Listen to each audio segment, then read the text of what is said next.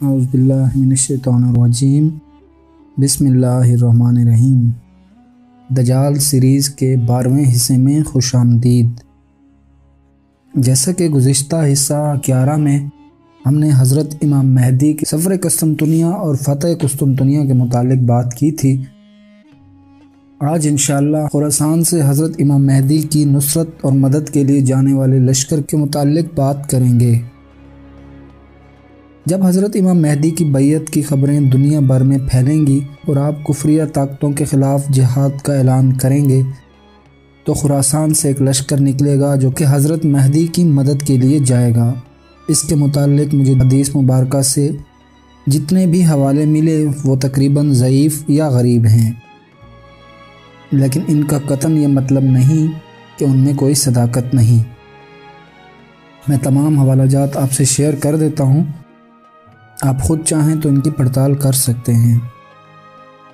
سیدنا ثوبان رضی اللہ عنہ سے روایت ہے کہ رسول اللہ صلی اللہ علیہ وآلہ وسلم نے فرمایا، جب تم خراسان کی جانب سے سیاہ جھنڈے آتے دیکھو تو تم ان کی طرف جا کر ان میں شامل ہو جانا، ان میں اللہ کا خلیفہ مہدی ہوگا۔ ایک دوسری روایت ہے کہ ثوبان رضی اللہ عنہ فرماتے ہیں، رسول اللہ صلی اللہ علیہ وآلہ وسلم نے فرمایا، جب تم خراسان کی طرف سے سیاہ جھنڈے آتے دیکھو تو ان کا استقبال کرو، کیونکہ ان میں اللہ کا خلیفہ مہدی ہوگا۔ اس حوالے سے ایک اور روایت بھی موجود ہے کہ جب تم دیکھو کہ خراسان کی جانب سے سیاہ جھنڈے نکل آئے تو اس لشکر میں شامل ہو جاؤ، چاہے تمہیں اس کے لیے برف پر گھسٹ کر ہی کیوں نہ جانا پڑے کہ اس لشکر میں اللہ کے آخری خلیفہ مہدی ہوں گے۔ اس کے علاوہ ایک اور روایت سیدنا ابو ہریرہ رضی اللہ عنہ کی طرف سے بھی منسوب ہے جس میں کالے جھنڈوں کا ذکر آتا ہے۔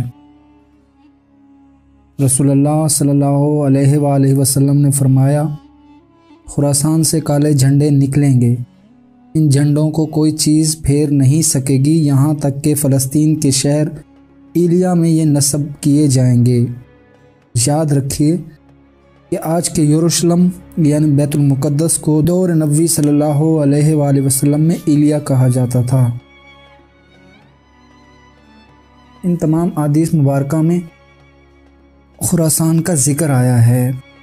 اب ہم خراسان کی جانب بڑھتے ہیں اور خراسان کے متعلق بات کرتے ہیں۔ سن 1886 ہجری میں اسلام کے مشہور جرنیل قتیبہ بن مسلم نے خراسان کو اسلامی حکومت میں داخل کیا تھا۔ بعد کی اسلامی تاریخوں میں اس کو بڑی اہمیت حاصل رہی۔ 7ویں صدی میں ابو مسلم خراسانی نے یہیں سے بنو امیہ کے خلاف اپنی مہم کا آغاز کیا تھا۔ آج کے افغانستان کی سرزمین کو بھی قدیم زمانے میں خراسان کہا جاتا تھا۔ اس میں پہلے وہ تمام علاقے شامل تھے جو آج افغانستان میں شامل ہیں، جبکہ ملک مشرق میں بدخشان تک پھیلا ہوا تھا اور اس کی شمالی سرحد دریائے جیہوں اور خوارزم تھے۔ نیشا پور، مرو، ہرات اور بلخ اس کے دارالحکومت رہے ہیں۔ قدیم زمانے کے خراسان کا جو حصہ ایران میں شامل ہے وہ اب بھی اپنے اصل نام کے ساتھ موجود ہے، لیکن اسے 3 صوبوں جنوبی خراسان، شمالی خراسان اور رضاوی خراسان میں تقسیم کر دیا گیا ہے، جبکہ مالاکنڈ ڈویژن سمیت شمالی پاکستان کے مختلف حصے بھی خراسان کا حصہ رہے ہیں۔ دیکھا جائے تو اس وقت پوری دنیا میں خراسان کے نام سے کوئی ملک وجود نہیں رکھتا، لیکن صدیوں پہلے کا خراسان جو افغانستان، ایران، پاکستان اور وسطی ایشیائی ریاستوں تک پھیلا تھا، یہ تمام وہ علاقہ ہے جس کے بارے میں نبی اکرم صلی اللہ علیہ وآلہ وسلم نے فرمایا کہ امام مہدی کی مدد کے لیے یہاں سے کالے جھنڈے لے کر مسلمان فوجیں چلیں گی اور ان کا راستہ کوئی نہیں روک پائے گا، یہاں تک کہ وہ کالے جھنڈے بیت المقدس میں نصب کیے جائیں گے، جبکہ ایک اور حدیث کے مطابق غزوہ ہند کا آغاز بھی خراسان سے ہی ہوگا۔ اب ہم تاریخ اٹھا کر دیکھیں تو پہلے بھی عرب ہی بیت المقدس کو گنوا چکے ہیں، جس کے بعد شیر اسلام جناب صلاح الدین ایوبی رحمۃ اللہ علیہ نے بیت المقدس واپس لیا تھا۔ اس کے بعد سے 1968 سے اب تک یہودی بیت المقدس پر قابض ہیں۔ اس بار بھی وجہ عربوں کی ہی کمزوری تھی۔ عربوں نے سب کچھ ہونے کے باوجود بھی مفادات اور اقتدار کے لالچ میں بیت المقدس گنوا دیا۔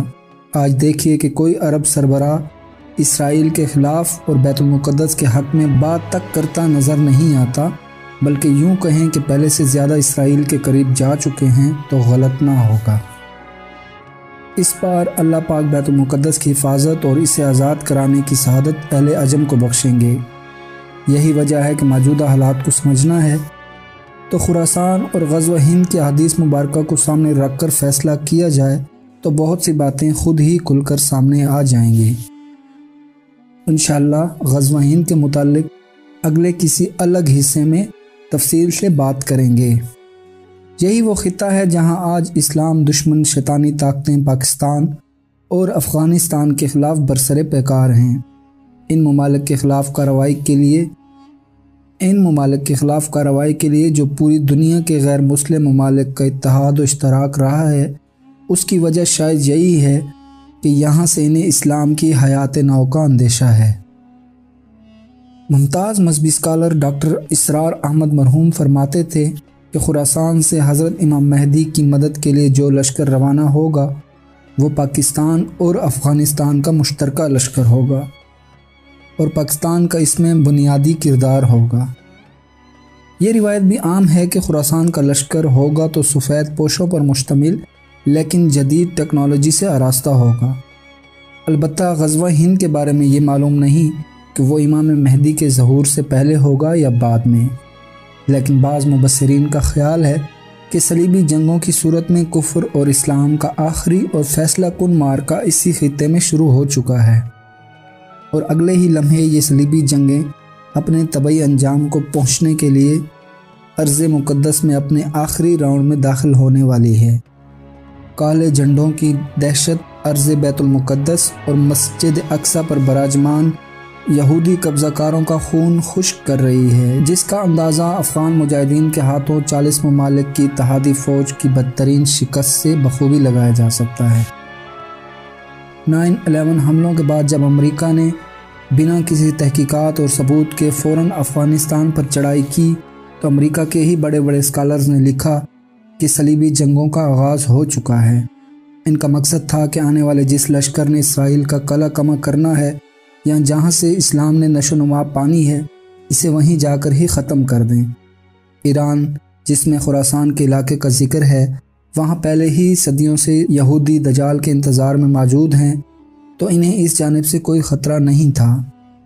اسی خراسانی لشکر کو وقت سے پہلے کچلنے کے لیے وہ ساری طاقتیں اکٹھی ہو کر اتریں جنہوں نے آنے والے وقت میں حضرت امام مہدی کے خلاف ایک بڑی لڑائی لڑنا تھی، جس کا ذکر گزشتہ حصے میں کر چکا ہوں کہ 80 جھنڈوں کے نیچے 9,60,000 کی فوج مسلمانوں کے مد مقابل آئے گی۔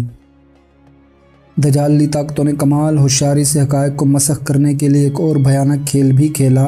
افغان طالبان کے مقابلے میں خوارج کی جماعت تحریک طالبان پاکستان، جماعت الاحرار اور وہ لشکر جو ابھی آنا ہے یعنی لشکر خراسان کے نام سے داعش کو سیاہ جھنڈوں کے ساتھ میدان میں اتارا اور کالے جھنڈوں والی اصل جماعت کے آنے سے پہلے ہی ان کا تشخص مسخ کرنے کی پوری منصوبہ بندی کر لی۔ اسی داعشی جماعت کو انہوں نے نام بھی خراسانی جماعت کا دیا۔ پاکستان کے جو علاقے آخری جنگوں کا مرکز ہیں یعنی صوبہ KPK کے علاقہ جات، ان میں TTP کو لانچ کیا گیا، جنہوں نے جہاد کے نام پر خون کی ہولی کھیلی اور اسلام کے تشخص کو شدید نقصان پہنچایا۔ اس کا مقصد پاکستان اور پاکستانی عوام جو ہمیشہ سے مجاہدین کے حامی رہے، ان کی حمایت ختم کرنا، ان کا تشخص پامال کرنا اور جہاد کو متنازع بنانا تھا۔ پھر ایک وقت آپ نے دیکھا کہ یہ فرق ہی واضح نہیں ہو پا رہا تھا کہ افغان طالبان کون ہیں اور دہشت گرد کون لوگ ہیں۔ امریکی پراکسی اور ڈپلیکیٹ طالبان کو پاک فوج نے تاریخی شکست دے کر نیست و نابود کر دیا، جبکہ امریکہ کو افغانستان میں اپنی اتحادی قوتوں کے ساتھ تاریخ کی سب سے بڑی شکست ہوئی۔ آخر میں دو ہی قوتیں فتح کا سہرا اپنے سر سجانے میں کامیاب رہیں، ایک پاک فوج اور ایک افغان مجاہدین۔ امید ہے کہ اس کے بعد آپ کو اچھی طرح اندازہ ہو چکا ہوگا کہ لشکر خراسان کون ہیں اور اس میں پاک فوج اور افغان مجاہدین کا کیا کردار ہے، یعنی اگر دوسرے لفظوں میں کہا جائے کہ اس میں پاکستان اور افغانستان کا کیا کردار ہے تو یہ بھی آپ کو بخوبی علم ہو چکا ہوگا۔ امید ہے کہ دجال سیریز کا 12واں حصہ آپ کو پسند آیا ہوگا۔ انشاءاللہ اگلے حصے میں ہم گریٹر اسرائیل کے متعلق بات کریں گے۔ تب تک چینل کو سبسکرائب کر لیں، خود بھی خوش رہیں، دوسروں کو بھی خوش رکھیں۔ مجھے اپنی دعاؤں میں یاد رکھیے گا۔ فی امان اللہ۔